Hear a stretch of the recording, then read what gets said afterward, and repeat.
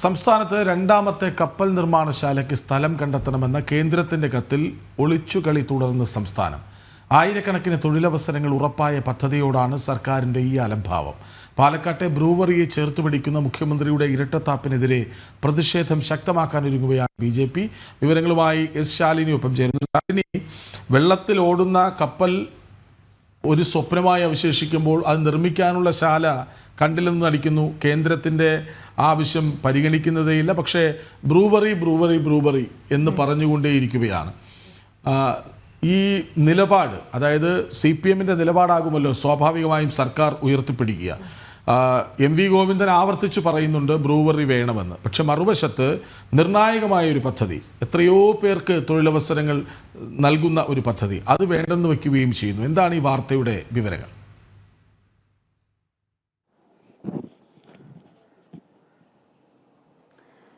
കൃഷ്ണരാജ്, കഴിഞ്ഞ ദിവസമാണ് നിയമസഭാ സമ്മേളനത്തിൽ നയപ്രഖ്യാപന പ്രസംഗത്തിന്മേലുള്ള ചർച്ച.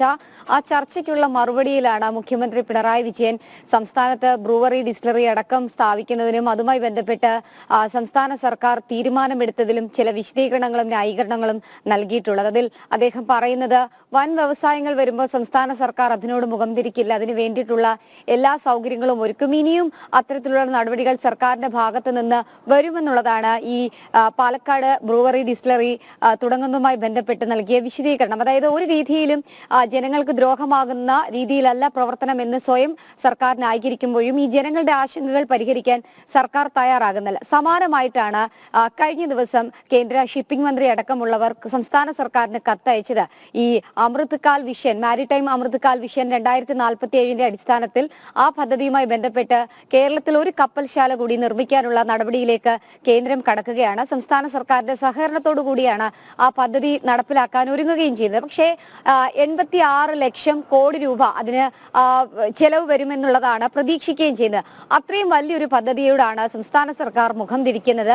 അടിയന്തരമായി തന്നെ ഈ പദ്ധതി നടപ്പിലാക്കാൻ വേണ്ടി സംസ്ഥാന സർക്കാർ ഭൂമി കണ്ടെത്തണം, ഭൂമി കണ്ടെത്തൽ നടപടികൾ വേഗം തന്നെ പൂർത്തിയാക്കണമെന്ന രീതിയിൽ കേന്ദ്ര ഷിപ്പിംഗ് മന്ത്രി കത്തയച്ചിട്ട് പോലും ആ കത്തിനൊരു മറുപടിയോ അല്ലെങ്കിൽ അതുമായി ബന്ധപ്പെട്ട നടപടിക്രമങ്ങളോ പൂർത്തിയാക്കാൻ സംസ്ഥാന സർക്കാരിനോ മുഖ്യമന്ത്രിക്കോ കഴിഞ്ഞിട്ടില്ല എന്നുള്ളതാണ് ഏറ്റവും പ്രധാനപ്പെട്ട കാര്യം. ഒരുപക്ഷെ ഈ ഒരു കപ്പൽശാല വരുന്നതോടുകൂടി സംസ്ഥാനത്തിനകത്തും പുറത്തു നിന്നുമായി ഒരുപാട് പേർക്ക് ജോലി ലഭ്യമാകും. ഒരുപക്ഷെ നിലവിൽ നമ്മൾ മനസ്സിലാക്കുന്നത് തിരുവനന്തപുരം പൂവാറിലാണ് ഈ ഒരു പദ്ധതി വരാൻ പോകുന്നത് എന്നുള്ളതാണ്. അങ്ങനെയാണെങ്കിൽ വിഴിഞ്ഞം തുറമുഖത്തോടൊപ്പം തന്നെ തലസ്ഥാനത്ത് ഈ ഒരു പദ്ധതി കൂടി വരികയാണെങ്കിൽ വലിയ രീതിയിലുള്ള മാറ്റങ്ങൾക്കായിരിക്കും സംസ്ഥാനത്തിന്റെ തലസ്ഥാനം സാക്ഷിയാകുക എന്നുള്ളതാണ്. ആ ഒരു വലിയ പദ്ധതിയോടാണ് സംസ്ഥാന സർക്കാർ മാത്രമല്ല മുഖ്യമന്ത്രി അടക്കമുള്ളവർ ഇത്തരത്തിലൊരു വിമുഖത കാട്ടുന്നത് എന്നുള്ളതാണ് ഏറ്റവും ശ്രദ്ധേയമായിട്ടുള്ള കാര്യം. കാരണം രണ്ട് കാര്യങ്ങളിൽ രണ്ട് രീതിയിലുള്ള ഇരട്ടത്താപ്പ് അതാണ് സംസ്ഥാന സർക്കാർ ഈ വിഷയത്തിൽ സ്വീകരിക്കുന്നത്.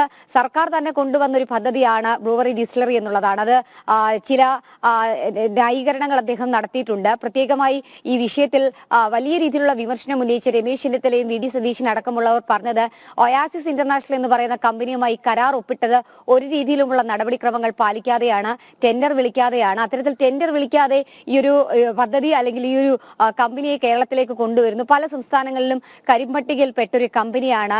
മദ്യദുരന്തം അടക്കം ഉണ്ടാക്കിയിട്ടുള്ള വലിയ രീതിയിലുള്ള വിവാദങ്ങൾ, ആരോപണങ്ങളൊക്കെ ഉയർന്നു നിൽക്കുന്ന ഒരു കമ്പനിയാണ്. അപ്പൊ എന്തിന്റെ അടിസ്ഥാനത്തിലാണ് കേരളത്തിലേക്ക് കൊണ്ടുവരുമ്പോൾ വന്നത് എന്നുള്ളൊരു ചോദ്യം ചോദിക്കുമ്പോൾ അതിന് പ്രതിപക്ഷം തന്നെ ചൂണ്ടിക്കാട്ടുന്നത് വലിയ രീതിയിലുള്ള അഴിമതി, അതായത് സാമ്പത്തിക അഴിമതിയും ക്രമക്കേടും ഇതിന് പിന്നിലുണ്ട്. അതുകൊണ്ട് തന്നെയാണ് സർക്കാരിന് ഇത്തരത്തിലൊരു ഇഷ്ടം ഈ കമ്പനിയോട് എന്നുള്ളൊരു വിമർശനം സർക്കാരിനെതിരെ പ്രതിപക്ഷം ഉയർത്തുന്നുണ്ട്. എന്നാലും സമാനമായി കേന്ദ്ര സർക്കാരിന്റെ കീഴിൽ ഒരു പദ്ധതി ഇങ്ങോട്ടേക്ക് വരുമ്പോൾ അഴിമതി നടത്താൻ കഴിയില്ല, അല്ലെങ്കിൽ അത്തരത്തിലൊരു ക്രമക്കേട് നടത്താൻ കഴിയില്ല.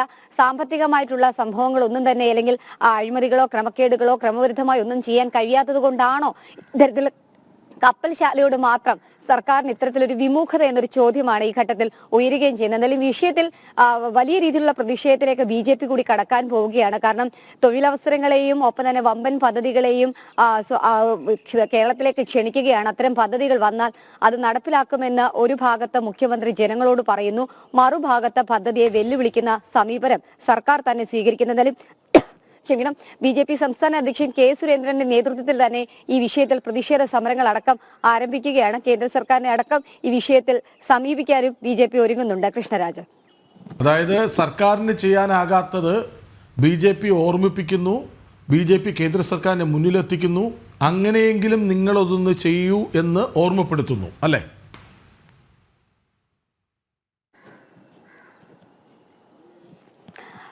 തീർച്ചയായും കൃഷ്ണരാജ് അത് തന്നെയാണ്. കാരണം 80 ലക്ഷം കോടി രൂപ എന്ന് പറയുമ്പോൾ അത് ചെറിയൊരു തുകയല്ല. കാരണം അത്രയും വലിയൊരു സംരംഭമാണ് കേരളത്തിലേക്ക് വരാൻ ഒരുങ്ങുന്നത്.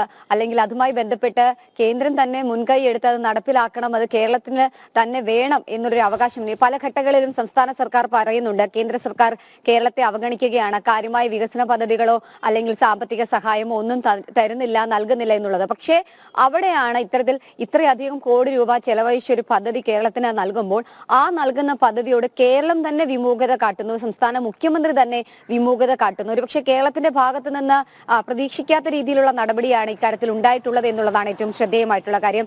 കേന്ദ്ര ഷിപ്പിംഗ് മന്ത്രി അടക്കമുള്ളവർ ഇതുമായി ബന്ധപ്പെട്ട് സംസ്ഥാന സർക്കാരിന് കത്തയച്ചിട്ട് ഏകദേശം 6 മാസത്തോളമായി. കാരണം ഈ ഭൂമി എവിടെയാണ് ഏറ്റെടുക്കുന്നത്, ആ ഭൂമി ഏറ്റെടുക്കൽ അടിയന്തരമായി പൂർത്തീകരിച്ചുകൊണ്ട് നഷ്ടപരിഹാരം അടക്കം നൽകി ഭൂമി ഏറ്റെടുക്കൽ നടപടികൾ പൂർത്തിയാക്കുക, പിന്നീടാണ് മറ്റ് നടപടികളിലേക്ക് കേന്ദ്രം കടക്കുക. സംസ്ഥാന സർക്കാരിന്റെ സഹകരണം ഉണ്ടെങ്കിൽ പോലും കൂടുതൽ സാമ്പത്തിക സഹായം നൽകുന്നത് കേന്ദ്രമാണ്.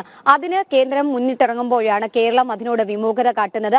അത് സംസ്ഥാന സർക്കാരിനെ മാത്രമല്ല കേന്ദ്ര സർക്കാരിനെ കൂടി ധരിപ്പിക്കാനാണ് ഇപ്പോൾ BJP സംസ്ഥാന അധ്യക്ഷൻ ഒരുങ്ങുന്നത് എന്നുള്ളതാണ് നമ്മൾ മനസ്സിലാക്കുന്നത്. കഴിഞ്ഞ ദിവസം മാധ്യമങ്ങളെ കണ്ടപ്പോഴും BJPയുടെ സംസ്ഥാന അധ്യക്ഷൻ K സുരേന്ദ്രൻ അത്തരത്തിലുള്ള ചില സൂചനകൾ കൂടിയാണ് നൽകിയിട്ടുള്ളത്. കാരണം ഒരു വമ്പൻ പദ്ധതിയാണ്, ഒരു കേരളത്തിന്റെ വികസന മാറ്റിമറിക്കുന്ന അല്ലെങ്കിൽ കേരളത്തിന്റെ മുഖച്ഛായ മാറ്റിമറിക്കുന്ന ഒരു കപ്പൽശാല. അത് കേരളത്തിൽ കപ്പൽശാല മാത്രമല്ല, അതിന്റെ അറ്റകുറ്റപ്പണികൾ അടക്കം നടത്താനുള്ള കപ്പൽ നിർമ്മാണശാല കൂടിയാണ് കേരളത്തിലേക്ക് വരാൻ ഒരുങ്ങുന്നത്. ഒരു പക്ഷേ കേരളത്തിന്റെ അഭാവം കൊണ്ടും ഒപ്പം തന്നെ കേരളത്തിന്റെ അലംഭാവം കൊണ്ടും ആ ഒരു പദ്ധതി മറ്റ് സംസ്ഥാനത്തേക്ക് പോവുകയാണെങ്കിൽ അപ്പോൾ ഇക്കാര്യത്തിൽ പ്രതികരിച്ചിട്ടോ പറഞ്ഞിട്ടോ കാര്യമില്ല എന്നുള്ള ഓർമ്മപ്പെടുത്തൽ കൂടി BJP നൽകുന്നുണ്ട്. എന്തായാലും അതടക്കമുള്ള കാര്യങ്ങൾ ധരിപ്പിച്ചുകൊണ്ട് കേന്ദ്രത്തിനെ സമീപിക്കാൻ ഒരുങ്ങുകയാണ് BJP. അതേസമയം തന്നെ സംസ്ഥാന സർക്കാർ ഈ ഘട്ടത്തിലും ഇതുമായി ബന്ധപ്പെട്ട ഒരു ചെറുവിരൽ പോലും അനക്കുന്നില്ല എന്നുള്ളതാണ് ഏറ്റവും ശ്രദ്ധേയമായിട്ടുള്ള കാര്യം. അത് ഇത്രയധികം തൊഴിലവസരങ്ങൾ അടക്കം പ്രതീക്ഷിക്കുന്ന ഒരു വമ്പൻ പദ്ധതിയോടാണ് ഒരു ഭാഗത്ത് സർക്കാർ വിമുഖത കാട്ടുന്നു, മറുഭാഗത്ത് അഴിമതി നടത്താൻ പാലക്കാട്ടെ ബ്രൂവറി മതി, തിരുവനന്തപുരത്ത് വരേണ്ട കപ്പൽ നിർമ്മാണശാല വേണ്ട. പക്ഷേ BJP ചില ഓർമ്മപ്പെടുത്തലുകളുമായി മുന്നോട്ട് വരുന്നു. വിവരങ്ങൾ നൽകുകയായിരുന്നു ശാലിനി.